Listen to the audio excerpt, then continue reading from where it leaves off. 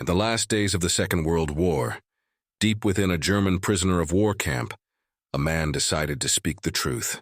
What he revealed should never have been heard, until now. This is the story of a diary that remained hidden for half a century.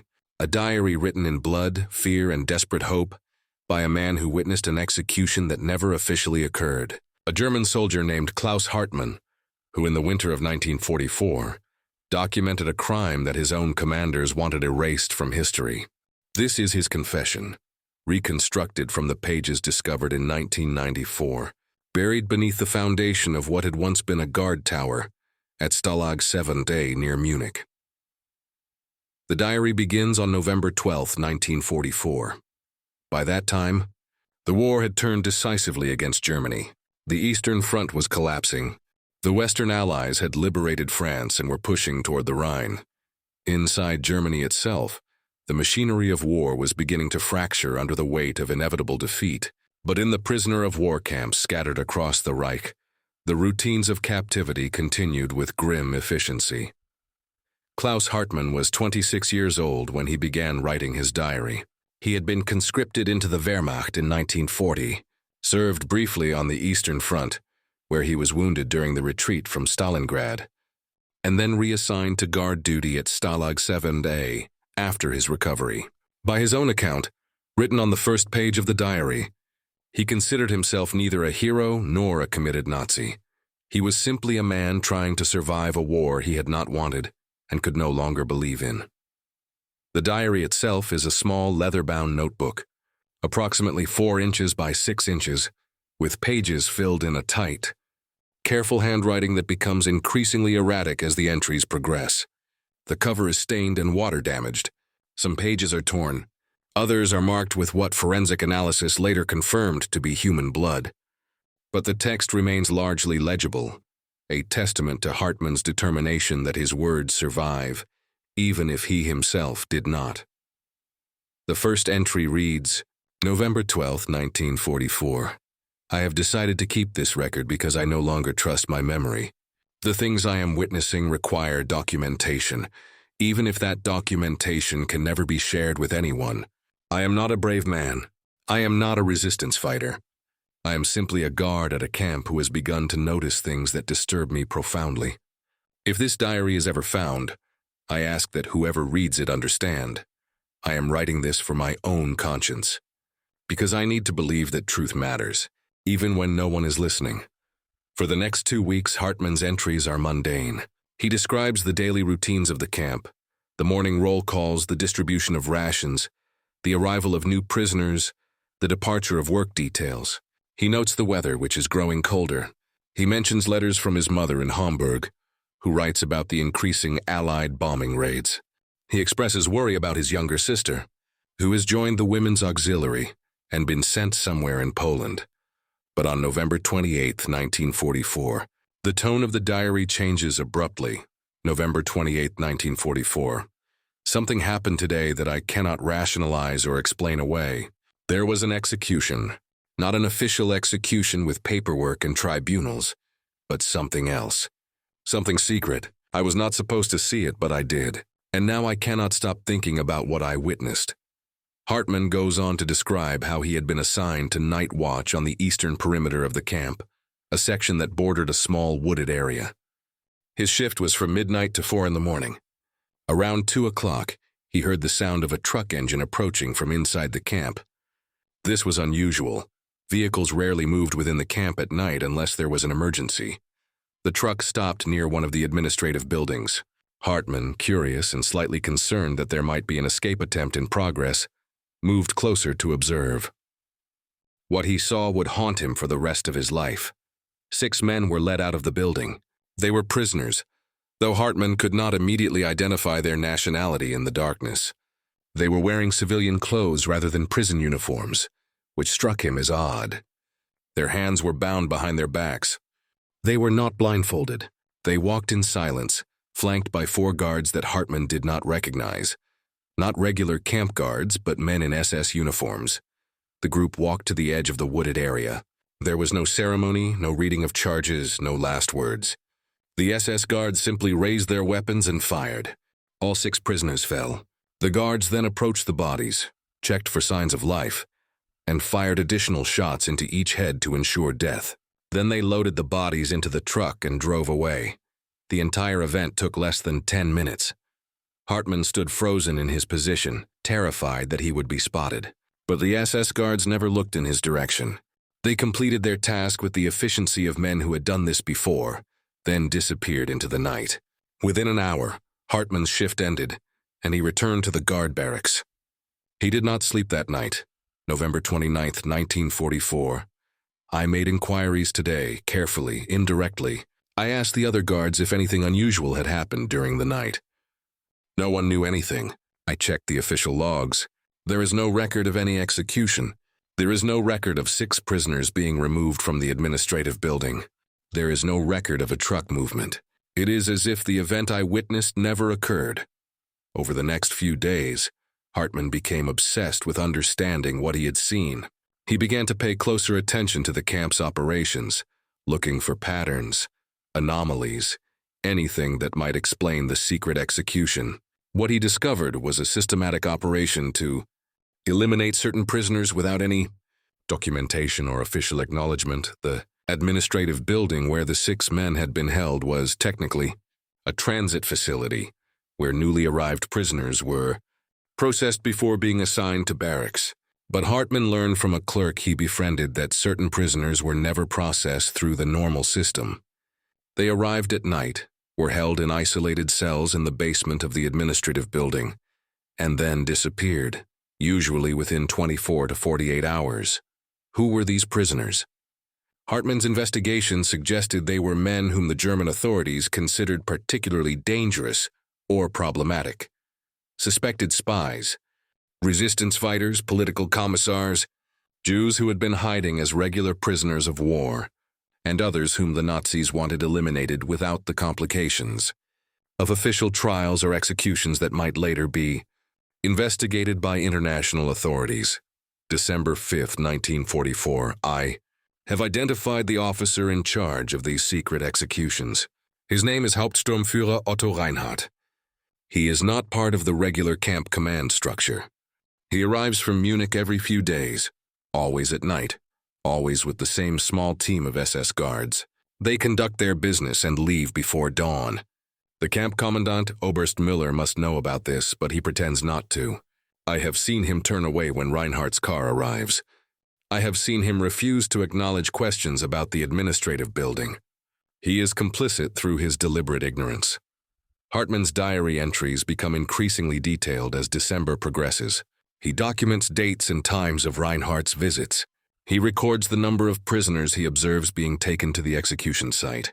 He notes the weather conditions, the phases of the moon, anything that might later help someone verify his account.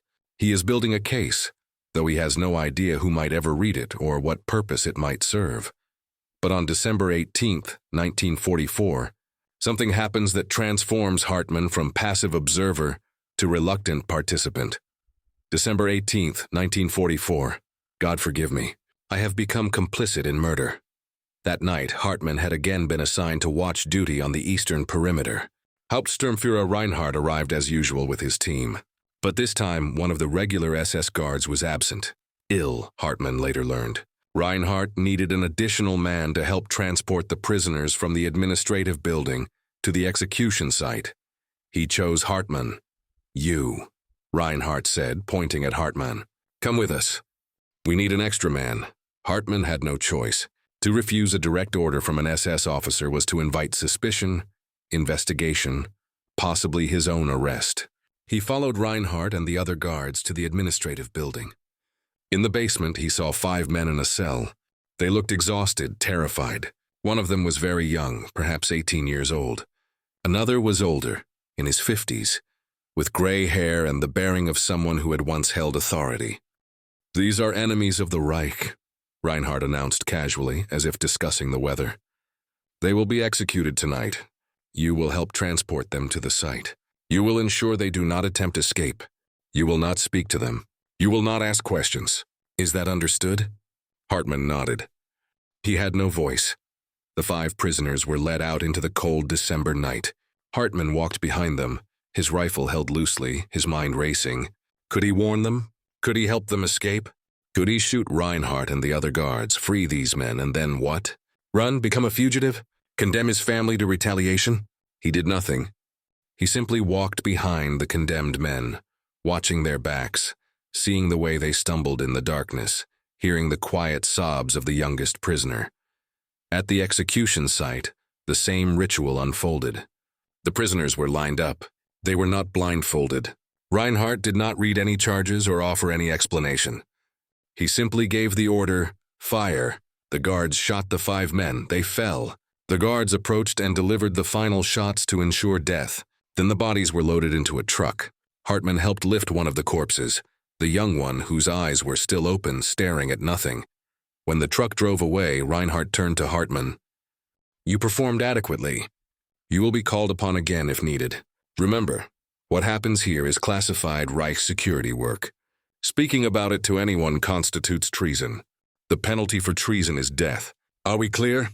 "Yes, Hauptsturmführer," Hartmann managed to say. When he returned to his quarters, he vomited. Then he opened his diary and wrote for 3 hours, recording every detail of what had happened, describing each of the 5 men as best he could remember them, documenting his own shame and horror. "I am a murderer now," he wrote, "not because I pulled a trigger, but because I did nothing to stop this. I stood and watched as innocent men were executed without trial, without record, without mercy. I helped carry their bodies. I am complicit. I am guilty, and I do not know how to live with this knowledge." Over the next 6 weeks, Hartmann was called upon 3 more times to assist with the secret executions. Each time he documented everything in his diary: the dates, the number of prisoners, physical descriptions when he could see them clearly, any words spoken, any details that might later help identify the victims. But he also began to document something else: the identities of the victims. When he could discover them through careful questioning of the clerk in the administrative office, a man named Werner who seemed troubled by what was happening but too frightened to speak openly, Hartmann learned that some records did exist. They were not official camp records, but private notes that Werner kept, documenting the names of prisoners who arrived at the transit facility but never appeared in the official logs. Werner, it turned out, was also keeping his own secret record. He had a ledger hidden in his quarters where he recorded the names, nationalities, and arrival dates of prisoners who were processed through the administrative building for special handling, the euphemism used for these secret executions. One night in January 1945, Werner showed Hartmann this ledger. It contained 47 names, 47 men who had been executed without trial, without documentation, without any official acknowledgement of their existence. "Why are you showing me this?" Hartmann asked. "Because you're documenting it too," Werner said. "I've seen you writing in that notebook. I'm not stupid. You're keeping a record just like me. And I think we both know this is important. When this war ends, and it will end soon, we're losing badly. People will ask questions. There will be investigations. There needs to be evidence. This evidence could get us killed," Hartmann pointed out. "Yes," Werner agreed. "But not having it, not speaking the truth when we had the chance, that's a different kind of death. That's the death of conscience." Hartmann copied the names from Werner's ledger into his diary. It took hours. His hand cramped. But he persisted. Each name represented a human being who had been erased from history. Each name deserved to be remembered. February 10th, 1945. The Russians are advancing. The Americans are across the Rhine. Everyone knows the war is ending. But the executions continue. Last night, Reinhardt came again. This time there were 8 prisoners. One of them was a woman. She was young, maybe 25. She had dark hair and dark eyes. She did not cry. She did not beg. She stood straight and looked Reinhardt in the eye when he gave the order. I will never forget her face. As the weeks progressed and Germany's defeat became inevitable, Hartmann noticed a change in the behavior of the SS guards. They were burning documents. They were destroying records. They were preparing to erase all evidence of what had occurred. Reinhardt himself seemed to become more paranoid and aggressive. During one execution in late February, he executed not only the 3 prisoners who had been designated, but also shot Werner, the clerk who had been maintaining the secret ledger. Hartmann witnessed this. Werner had been ordered to help transport the prisoners just as Hartmann had been. But when they reached the execution site, Reinhardt suddenly turned his weapon on Werner. "You've been keeping records," Reinhardt said. "You think I don't know? You think I'm stupid? Where is your ledger?" Werner tried to run. Reinhardt shot him in the back. Then he approached Werner's fallen body and shot him twice more in the head, the same way he executed the prisoners. "Anyone else keeping records?" Reinhardt asked, looking directly at the other guards, including Hartmann. Everyone shook their heads.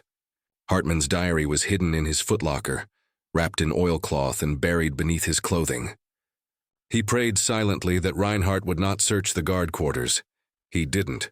Reinhardt was too busy with his own preparations to escape. Within days, he stopped coming to the camp. The secret execution ceased, not because of any moral awakening, but simply because the infrastructure of Nazi authority was collapsing too rapidly to maintain such operations. March 28, 1945. American forces are less than 50 kilometers away. The camp is being evacuated. The commandant has ordered all prisoners to be marched westward. I have been assigned to accompany one of the columns. I am taking this diary with me, wrapped and hidden in my pack. If I am captured, I will try to give it to the Americans. If I am killed, I hope someone will find it. These names, these crimes, they must be known. The final entries in Hartmann's diary are brief and increasingly desperate. He describes the chaos of the evacuation, the long marches through the German countryside, the attacks by Allied aircraft, the disintegration of military discipline. He describes guards deserting, prisoners escaping, officers discarding their uniforms and trying to blend in with civilian refugees. On April 15, 1945, Hartmann's column was intercepted by American forces near Landsberg. Most of the guards surrendered immediately. A few tried to flee and were shot. Hartmann stood with his hands raised, his diary hidden in his pack, and waited to be taken into custody. But what happened next was unexpected. The Americans, overwhelmed with processing thousands of German prisoners and liberated POWs, simply disarmed the guards and told them to go home. There was no systematic interrogation, no documentation, no investigation. Hartmann, along with dozens of other guards, was simply released and told to leave. He walked for 3 days until he reached his mother's home in a small town near Munich. The house had been partially destroyed by bombing, but his mother and sister had survived. They embraced him, wept with relief, and asked no questions about where he had been or what he had done. April 30, 1945. Hitler is dead. The war will end within days. I am alive, though I do not know if I deserve to be.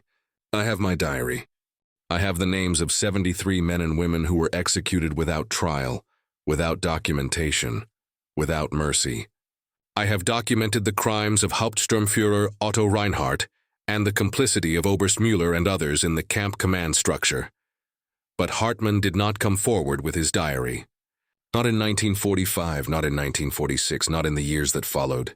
The reasons are complex and documented in his later entries. First, there was fear. Reinhardt had disappeared, presumably escaped or killed in the final days of the war. But other SS officers were being hunted by the Allies, and Hartmann worried that if he came forward, he would be identified as a participant in the executions and prosecuted himself. The distinction between being forced to participate and voluntarily participating seemed tenuous when standing before a war crimes tribunal. Second, there was shame. Hartmann could not escape the knowledge that he had been complicit in murder. He had helped transport condemned prisoners to their deaths. He had stood by while they were executed. He had loaded their bodies onto trucks. The fact that he had been following orders, that he had been threatened with death if he refused, did not absolve him in his own mind. Third, there was a desire to forget. Like millions of other Germans, Hartmann wanted to put the war behind him, to rebuild his life, to pretend that the horrors of the Nazi years had never happened, or at least that he had played no part in them. So the diary remained hidden. Hartmann kept it in a locked box, buried in the basement of his mother's house. He never spoke about it to anyone, not even his wife when he married in 1948, not even his children when they were born in the 1950s. but he never destroyed it either. Something, conscience perhaps, or a lingering belief in the importance of truth, prevented him from burning those pages. Instead, he added to them, writing periodic entries over the decades that followed. June 15, 1960. I am 42 years old now. I have a wife, 2 children, a job as a mechanic. I am a respected member of my community. No one knows what I did during the war. No one asks. Germany has become very good at not asking questions about the past. But I remember, every night before I sleep, I see the faces of those 73 people. I see the young man with the open eyes. I see the woman who looked Reinhardt in the face without flinching. I carry them with me always. October 3rd, 1975. My mother died today. She was 81 years old. Among her possessions was a letter she had written to me years ago, but never delivered. In it she said she knew I was troubled by something from the war, that she could see it in my eyes, in the way I sometimes woke from nightmares. She said she loved me regardless of what I had done or witnessed, that she did not need to know the details, that she only wanted me to find peace. I wept when I read this letter. I have not found peace. I do not think I ever will. April 20th, 1985. 40 years since the war ended. There was a documentary on television tonight about the liberation of the concentration camps. My children watched it and expressed horror at what the Nazis had done. They spoke about evil as if it were something distant, something that existed in history books. They do not know that their father participated in Nazi crimes. They do not know about the diary hidden in my study. Perhaps they should. Perhaps I should tell them. But I am a coward. I have always been a coward. The final entry in Klaus Hartmann's diary is dated September 12th, 1994, just 3 days before his death from heart failure at the age of 76. September 12th, 1994. I am dying. The doctors have given me weeks at most. I have decided what to do with this diary. I cannot give it to my children. They should not have to carry this burden. I cannot give it to the authorities. After 50 years, what purpose would it serve? The perpetrators are dead or beyond reach. The victims are long buried in unmarked graves. Justice is impossible now. Instead, I will hide this diary where it might be found by accident, by someone who does not know me, by someone who can read it without the complication of personal connection. I will bury it on the grounds of the old camp, which still stands abandoned. If it is found, perhaps the names of those 73 people will be known. Perhaps their families, if any survive, will learn what happened to them. Perhaps my confession will serve some purpose, even if I am not alive to witness it. I do not ask for forgiveness. I do not deserve it. I ask only that the truth be known, that these deaths be acknowledged, that history record what happened in that camp during those terrible months. My name is Klaus Hartmann. I was a guard at Stalag 7A. I witnessed and participated in the execution of 73 prisoners of war and civilians between November 1944 and March 1945. I documented these crimes in this diary. I kept silent for 50 years. This is my confession. The diary was discovered on May 8, 1994, exactly 49 years after Germany's surrender, by a group of university students conducting archaeological research on the site of the former Stalag 7A. They were excavating the foundation of a guard tower when they found a metal box buried approximately 3 feet underground. Inside was Hartmann's diary, remarkably well preserved despite the decades underground. The discovery created immediate controversy. Some historians questioned its authenticity. Could it really have been written during the war? Could it be verified? Others argued that even if authentic, it represented the self-serving attempt of a guilty man to rehabilitate his image by presenting himself as a reluctant participant rather than an enthusiastic perpetrator. But forensic analysis of the paper, ink, and binding confirmed that the diary dated from the 1940s. The handwriting was consistent throughout. The names listed matched records of missing prisoners from various resistance organizations and Jewish groups. Most compellingly, Werner's secret ledger was found in German National Archives, misfiled in a box of miscellaneous documents from various camps. The names in Werner's ledger matched those in Hartmann's diary almost exactly. Hauptsturmführer Otto Reinhardt was never found. His name appeared on lists of wanted war criminals, but he disappeared in April 1945 and was never definitively located. Some evidence suggested he escaped to South America. Other evidence suggested he died during the final battles for Berlin. The truth was never established. Oberst Müller, the camp commandant, had died in 1962 in his home in Bavaria, having lived quietly as a pensioner for 17 years after the war, without ever facing prosecution for his role in the secret executions. Of the 73 victims named in Hartmann's diary, only 18 could be positively identified through surviving records and family testimonies. The other 55 remained anonymous despite extensive investigation. They had been erased so thoroughly from official records that even Hartmann's documentation could not fully restore their identities. In 1995, a memorial was erected on the grounds of the former Stalag 7 May. It lists the names of the 18 identified victims and includes a plaque acknowledging the 55 unknown victims. The text of the plaque reads, "In memory of at least 73 prisoners of war and civilians who were executed without trial at this site between November 1944 and March 1945, their deaths were hidden from history until the discovery of the diary of Klaus Hartmann, the camp guard who documented these crimes. We remember them. We acknowledge the complexity of guilt and witness in times of atrocity. We commit ourselves to ensuring that such crimes are never again allowed to disappear into silence." Klaus Hartmann's children, both in their 50s when the diary was discovered, gave interviews to journalists and historians. They described their father as a quiet, withdrawn man who rarely spoke about the war and who seemed to carry some deep sadness throughout his life. They had not known about the diary. They were shocked by what it revealed. They struggled with the contradiction between the man they had known, a loving father, a responsible worker, a decent neighbor, and the man described in the diary who had participated, however reluctantly, in murder. "I don't know how to reconcile these two versions of my father," his daughter Maria said in one interview. "Was he a good man forced into terrible circumstances? Or was he a coward who should have resisted even at the cost of his own life? I don't think there's a simple answer. I think he was human, flawed, guilty, but also trying in his own inadequate way to bear witness and maintain some connection to truth." Hartmann's son Peter was more critical. "He should have come forward immediately after the war. He should have testified against Reinhardt and the others.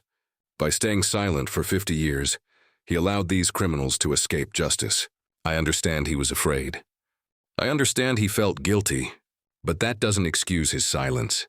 The victims and their families deserve to know the truth while it might still have mattered. Both perspectives have validity."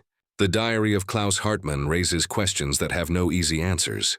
What is the moral obligation of a witness to atrocity? When does self-preservation become complicity? Can documentation and confession, even delayed by decades, serve any useful purpose?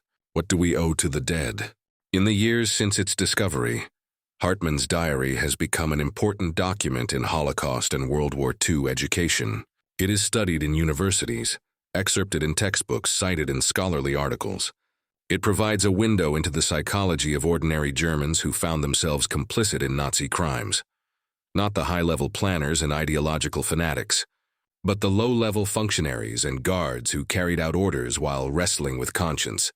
Some scholars have praised Hartmann for his courage in documenting the executions, even at great personal risk. They argue that without his diary, these 73 victims would have remained completely erased from history. They credit him with preserving evidence that has allowed at least partial justice and acknowledgement. Other scholars have condemned Hartmann for his silence and his complicity. They argue that his documentation was a form of moral self-indulgence, a way to assuage his conscience without actually taking any real action to stop the crimes or seek justice for the victims. They point out that he never tried to warn prisoners, never attempted sabotage, never reported Reinhardt to higher authorities who might have investigated. The truth, as with most complex historical questions, likely lies somewhere between these extremes. Hartmann was neither hero nor monster, but rather an ordinary man placed in extraordinary circumstances who made choices, some brave, some cowardly, all of them haunted by moral ambiguity. What is clear is that his diary has given voice, however imperfectly, to 73 people who were meant to disappear without trace. Because of Hartmann's documentation, we know that they existed. We know that they died. We know that their deaths were crimes. And we know that even in the darkest times, some people, flawed, frightened, compromised people, still felt compelled to bear witness to truth. The most haunting passage in Hartmann's diary comes not from the wartime entries, but from one written in 1989, on the 50th anniversary of the war's beginning. I am 71 years old now. I have lived more than twice as long as many of the people I helped murder. I have had a life, marriage, children, grandchildren, ordinary pleasures and sorrows. The young man with the open eyes never had any of that.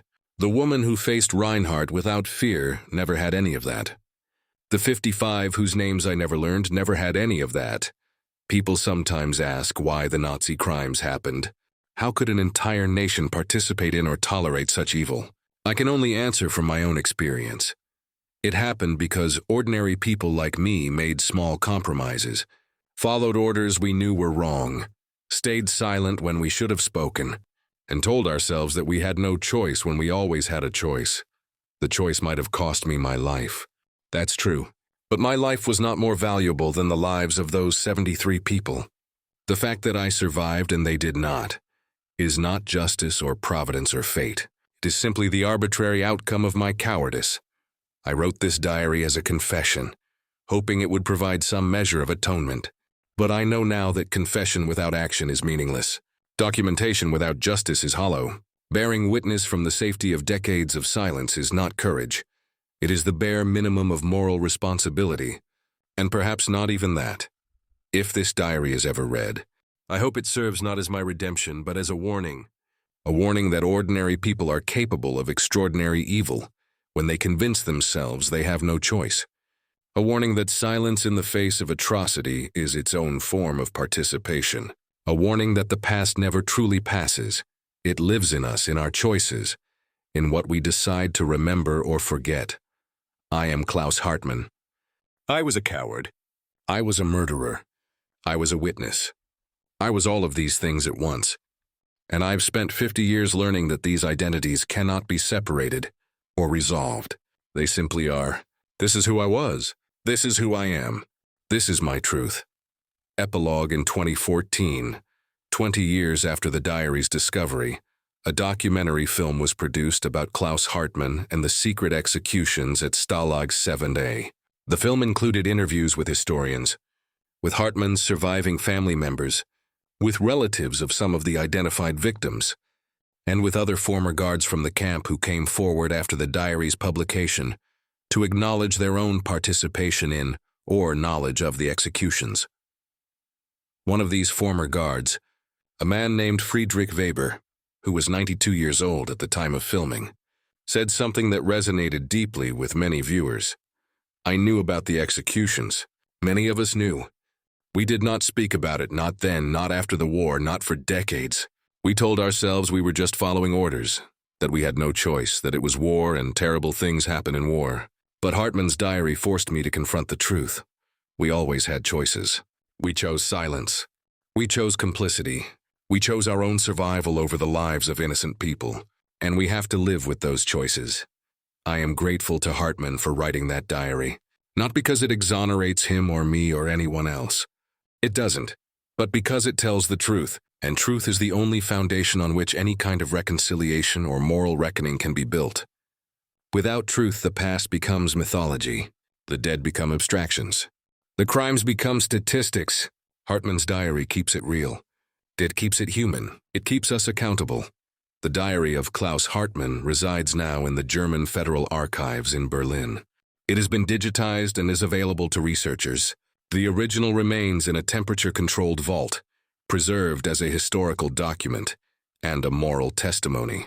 On the anniversary of its discovery each year, a reading of selected passages is held at the memorial site of the former Stalag 7A. Survivors of other camps attend. Students attend. Ordinary citizens attend.